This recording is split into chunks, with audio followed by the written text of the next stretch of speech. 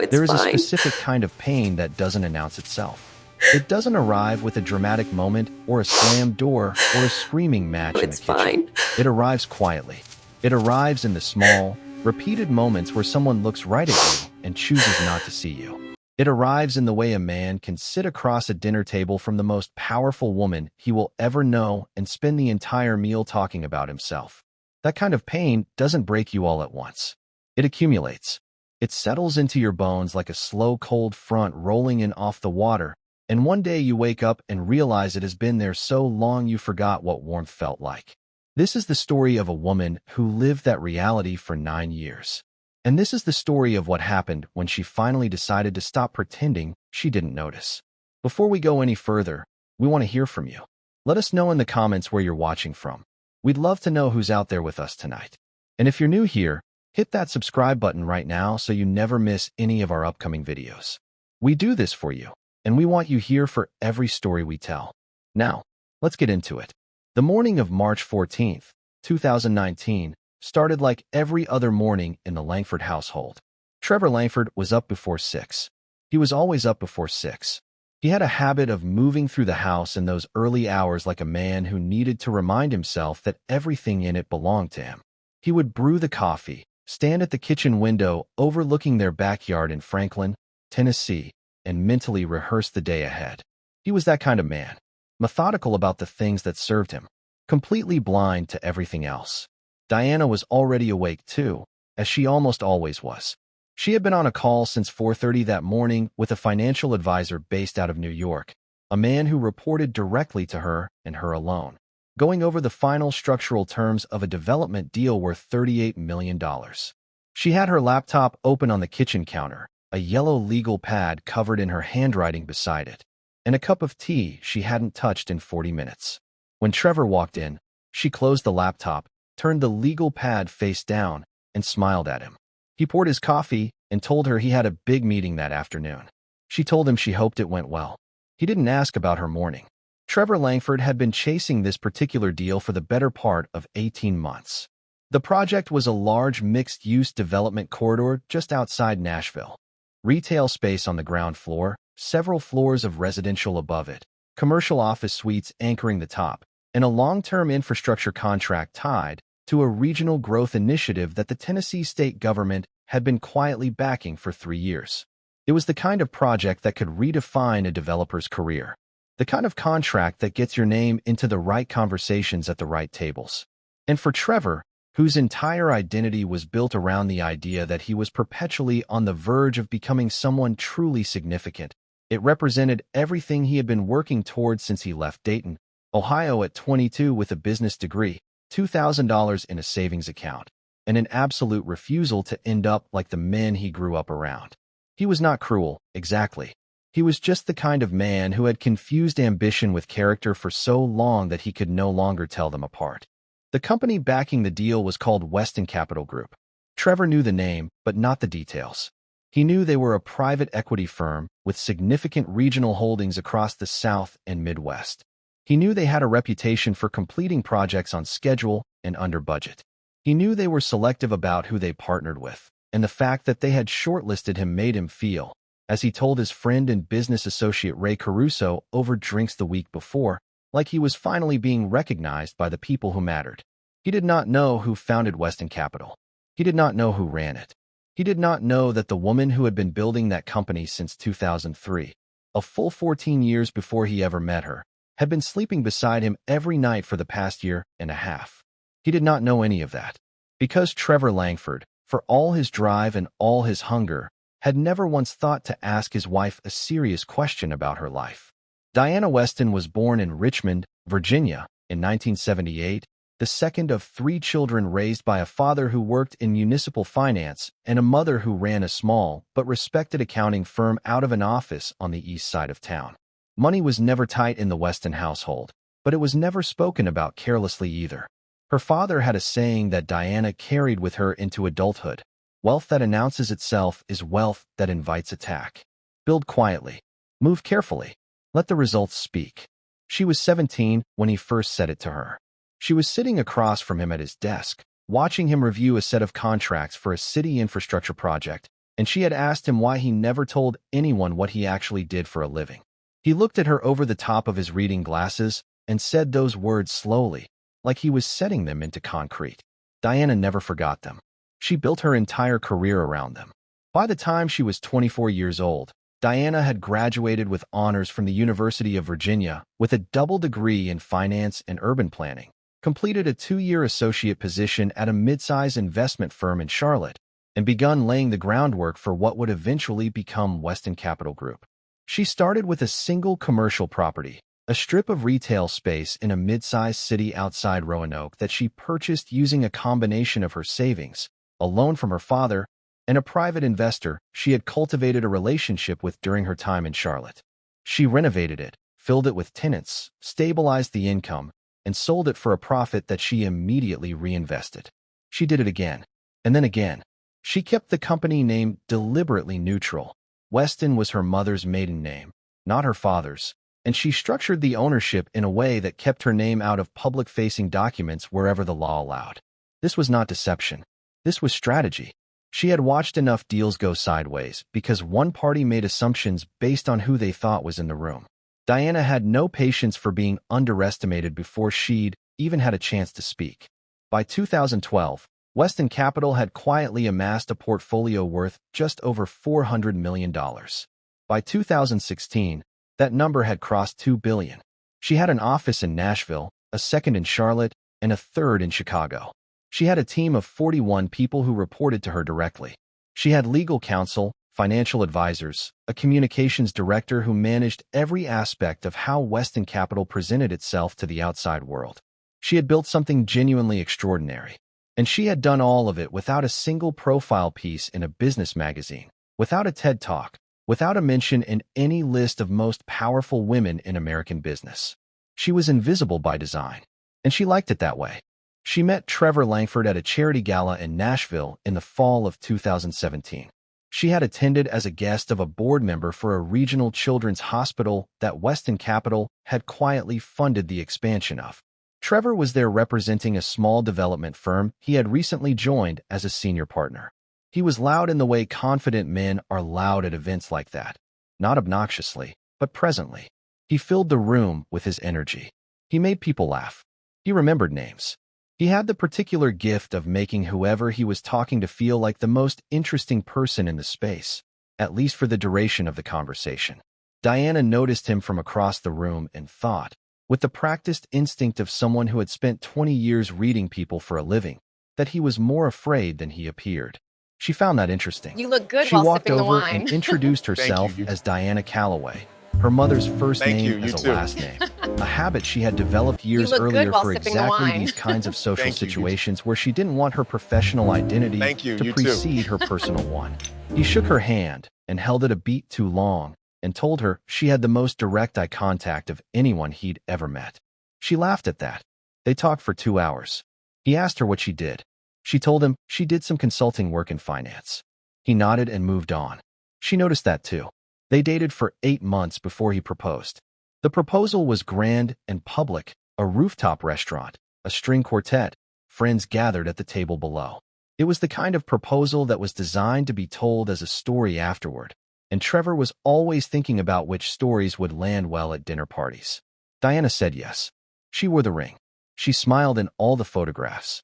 And somewhere in the back of her mind, in the place where she filed away the things she noticed but didn't yet know what to do with, she stored the fact that he had proposed to a version of her that he himself had constructed, the warm, supportive, quietly employed woman who laughed at his jokes and made his social life easier and reflected his ambitions back at him like a mirror. He had never proposed to the real her, because he had never met the real her. And that was, if she was honest with herself in those rare, quiet moments, at least partly her own doing. She had meant to tell him. In the early months, she had come close several times. There was a Sunday afternoon in October of their first year of marriage when she had her laptop open on the coffee table, and he had sat down beside her, and she had almost turned the screen toward him and said, "This is what I actually do. This is what I've built. This is who I am." But he had started talking about a project he was bidding on, and she had closed the laptop, and the moment passed. Then there was a night in February when they had gotten into an argument. Nothing serious, One of those circular disagreements about priorities and time and attention, and in the heat of it, she had almost let it out. Almost said, "You think you're the only one in this marriage who understands money? You think you're the only one who's built something?" But she had stopped herself. Because she knew, with the cold clarity of someone who had spent years reading contracts and people and rooms, that revealing that information in the middle of an argument would not be a disclosure. It would be a weapon, and she refused to be that person. So she kept it, and the months turned into years. And Trevor kept growing louder and more certain of himself, and Diana kept listening, and the distance between who he thought she was and who she actually was kept widening until it was not a gap anymore. It was a canyon. The first time she heard Trevor reference Weston Capital out loud in their home, she was standing in the hallway outside his office. The door was half open. He was on the phone with Ray Caruso. She heard him say the name, and her breath went still for just a moment. She stood there, her hand resting against the wall, and she listened to him describe the deal, describe the potential, describe how landing this contract was going to change the trajectory of his entire career. She listened to the pride in his voice. She listened to him talk about Weston Capital like it was some distant, powerful entity that had graciously recognized his talent, with no awareness, none at all, that the person who had built that entity from the ground up was standing 20 feet away in the hallway of the house they shared. She didn't move for a long moment. She just stood there and felt something she hadn't expected to feel. She felt sad. Not angry, not triumphant. Sad. Because in that moment, with his voice carrying through the half-open door and the late afternoon light coming through the window at the end of the hallway, she understood that he was never going to see her. Not really. And she had run out of reasons to keep hoping that he would. The contract was awarded to Trevor's firm in February of 2019 after a formal procurement process that Diana had structured deliberately to be arm's length and merit-based. She had wanted it to be clean. She had made sure that the review committee evaluating the bids did not know about her personal relationship with one of the bidders. She had recused herself from the final vote. Trevor's firm had won on the legitimate strength of their proposal. She had made certain of that. Because whatever was happening between them personally, she was not the kind of woman who handed anyone something they hadn't earned. Not even her husband. When the call came through confirming the award, she was in her Nashville office reviewing acquisition documents for an unrelated project. Her assistant told her that the Weston Capital development team had finalized the contractor selection. She nodded, made a note in her calendar, and went back to the acquisition documents. 20 minutes later, her phone lit up with a text from Trevor. It said, "We got it. I told you I was going to get here." She read it twice. She set the phone face down on her desk. She thought about a lot of things in that moment. Then she picked the phone back up and typed, "I know." She hit send. He would have had no idea what that meant.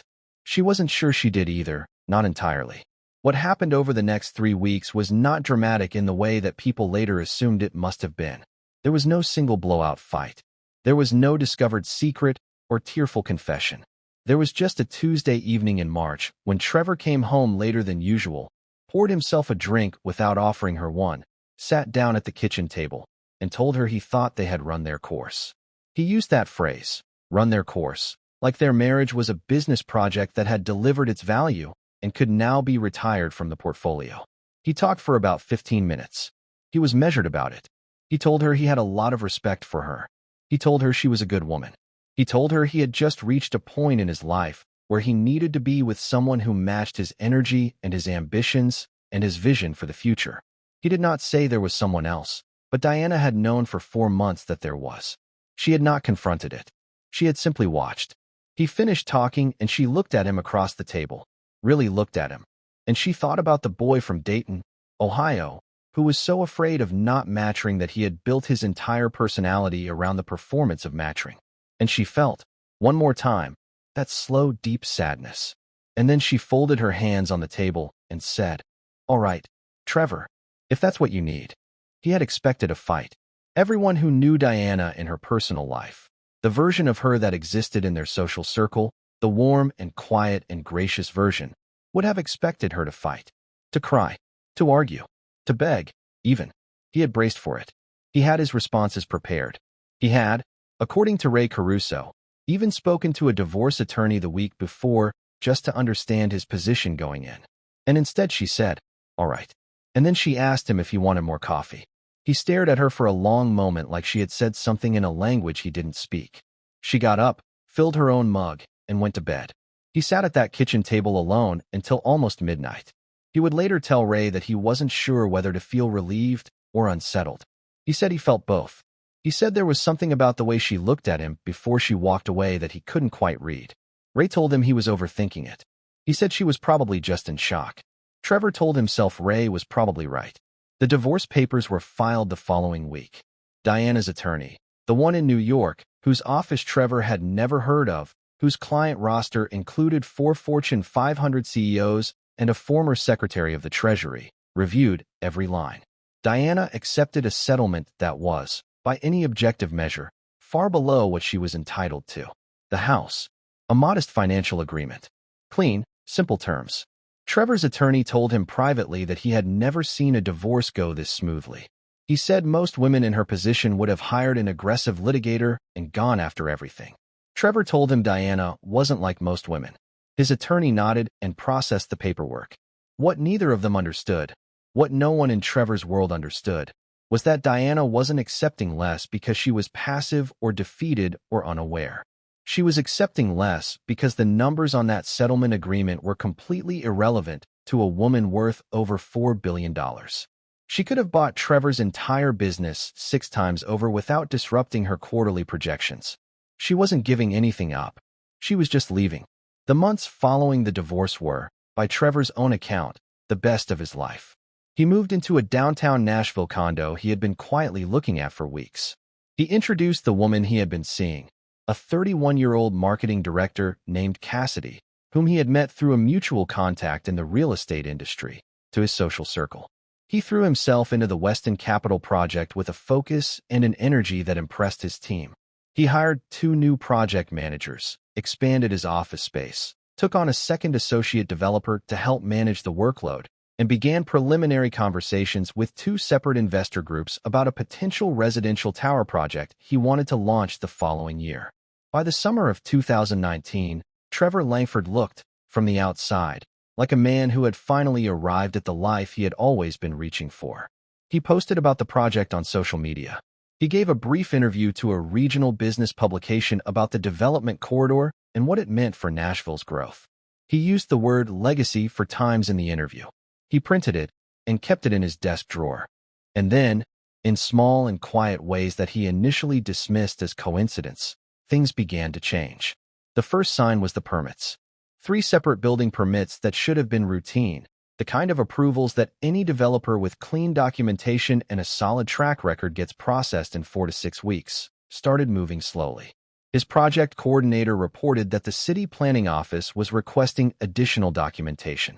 Not unusual on its own. But when the additional documentation was submitted and the approvals still didn't come, Trevor called in a favor from a contact at the city.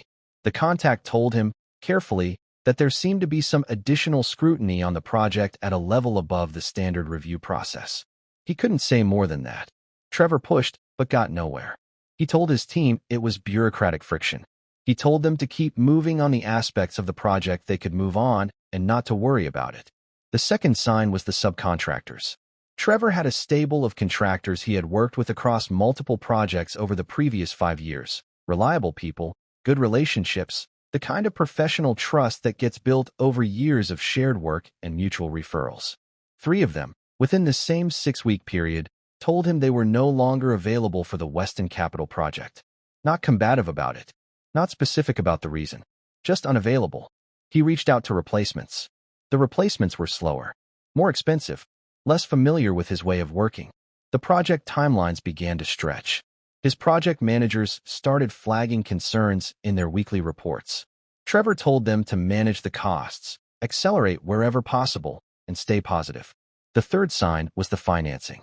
He had 2 investor groups who had verbally committed to partnering on the residential tower project he was planning as a follow-up to the Weston Capital work. Both groups went quiet within weeks of each other. Emails that had previously been answered within hours started going unreturned for days, then weeks.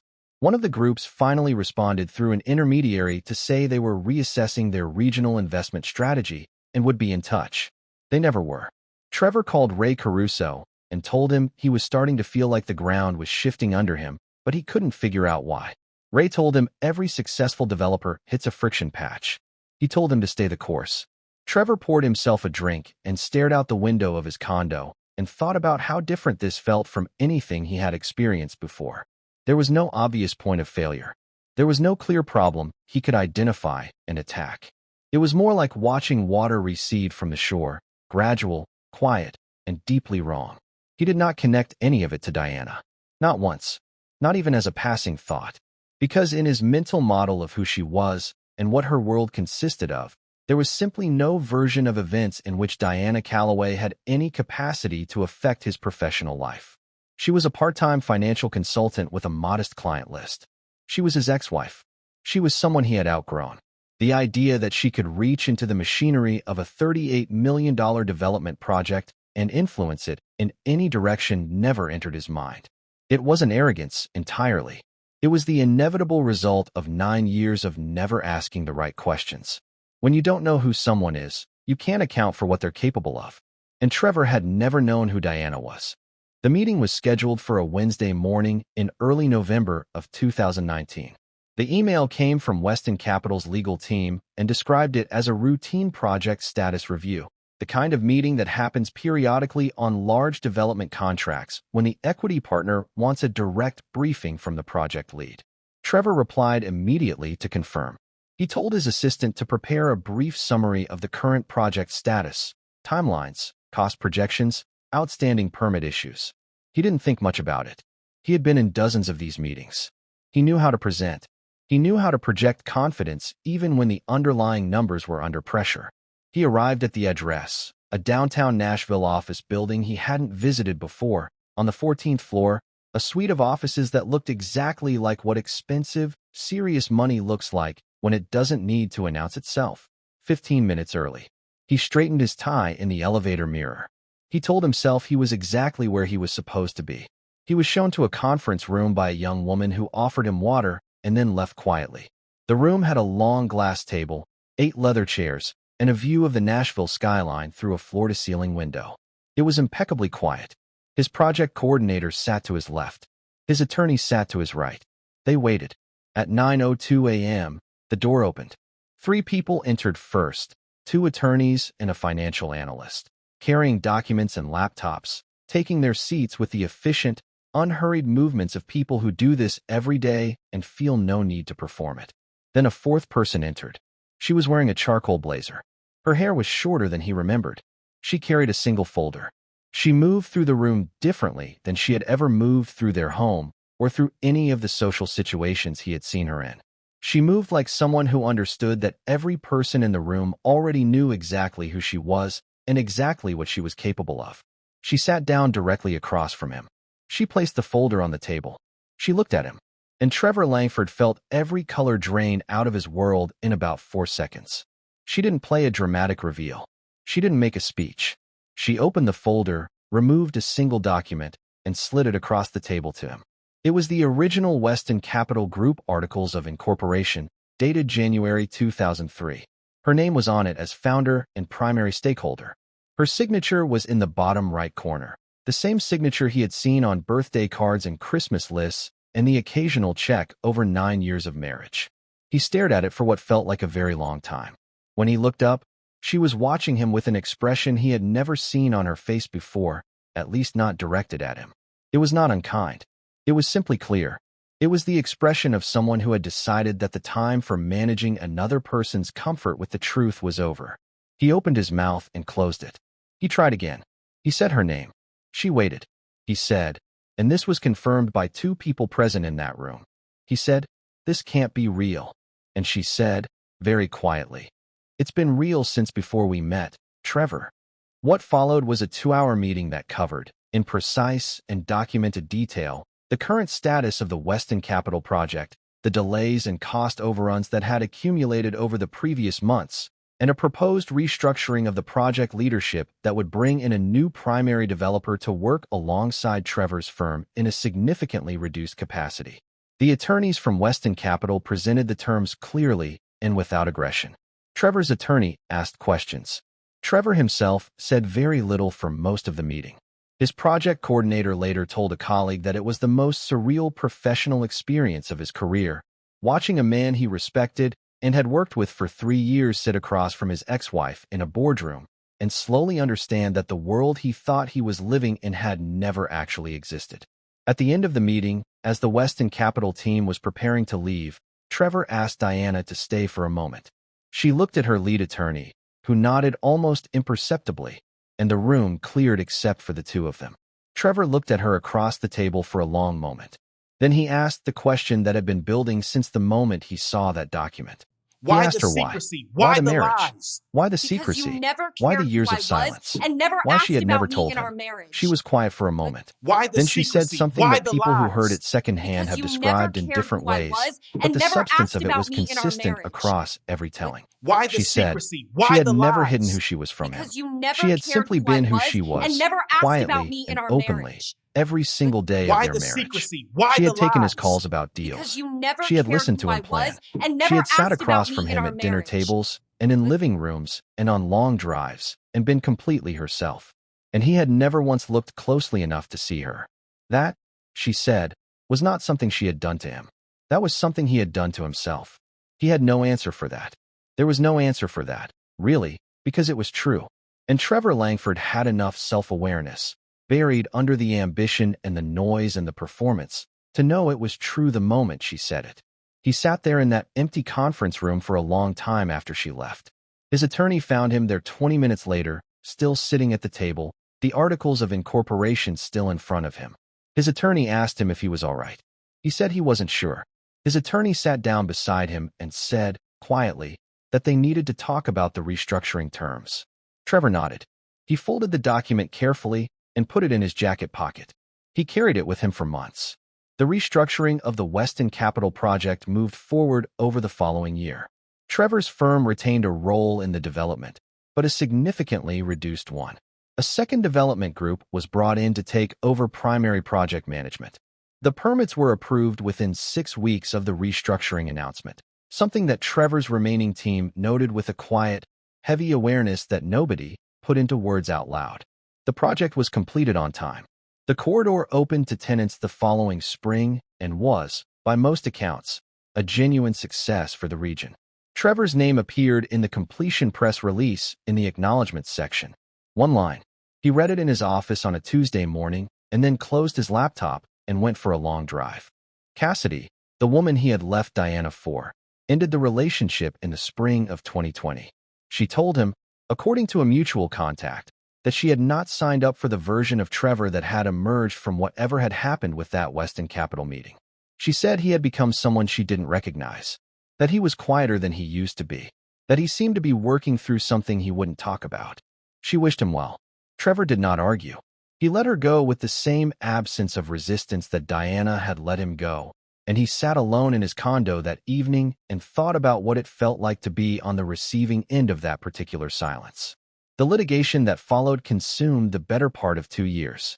Trevor pursued claims against 2 of the contractors he believed had contributed to the project delays, arguing breach of contract and negligence. He spent significant money on legal fees. He won one case partially and lost the other entirely. The outcomes left him in a professional position that was, as one industry observer put it in a regional business newsletter, significantly diminished from the trajectory he had appeared to be on 18 months earlier. He was not ruined. He still had a functioning business. But the residential tower project never happened. The second investor group never came back. The name Trevor Langford stopped appearing in the conversations where it had briefly started to appear. Diana Weston returned, fully and publicly, to the work she had always been doing. In the spring of 2021, Weston Capital announced 2 new major development projects, one in Atlanta, one in Louisville, totaling just over $60 million in combined investment. For the first time, a short profile of Diana ran in a regional business publication, not by her choice, but because one of her new project partners included her name in a press release and a journalist followed the thread. The profile was brief. It described her as a founder and investor who had been quietly building one of the region's most significant private equity portfolios for nearly 2 decades. It mentioned that she was based in Nashville. It did not mention Trevor. She read the piece on her phone while waiting for a flight at Nashville International and then put her phone in her bag and ordered a coffee. She did not post about it. She did not send it to anyone. She simply moved on, the way she always had. The question that people ask when they hear this story, and it is almost always the first question, is whether Diana planned it. Whether the marriage was a calculated move, a years-long setup designed to culminate in that boardroom moment. Whether she had known, from the very beginning, that Trevor would eventually reach for something that belonged to her, and that she would let him do it, and then sit down across from him, and let the architecture of the whole thing become visible. It is a compelling version of the story, because it makes her a kind of strategic genius, and it makes the whole thing feel like a thriller with a predetermined ending. But the people who know Diana, and there are not many, because she has always been selective about the people she lets know her, push back on that reading.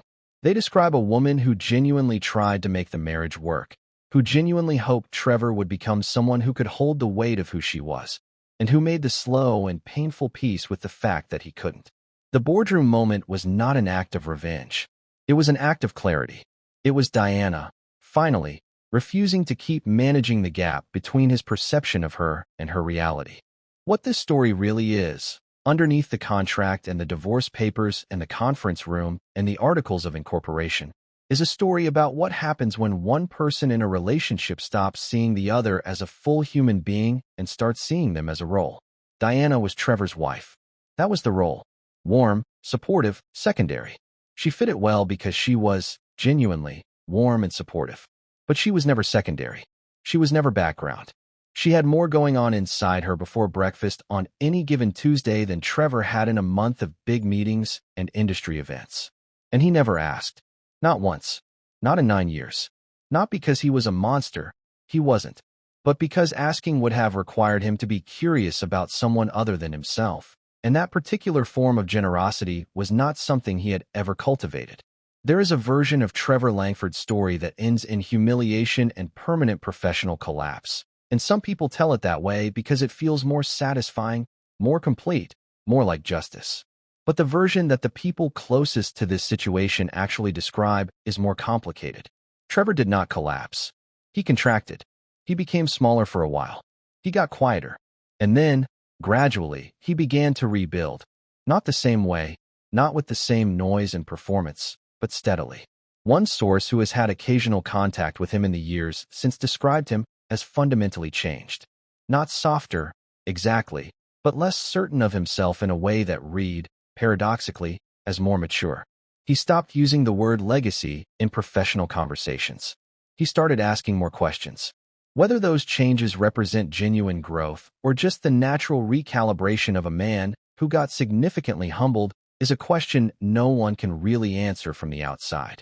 What they can say is that he is still working, still building, still in the industry, just more quietly than before. Diana, as far as anyone can tell, has simply continued being Diana.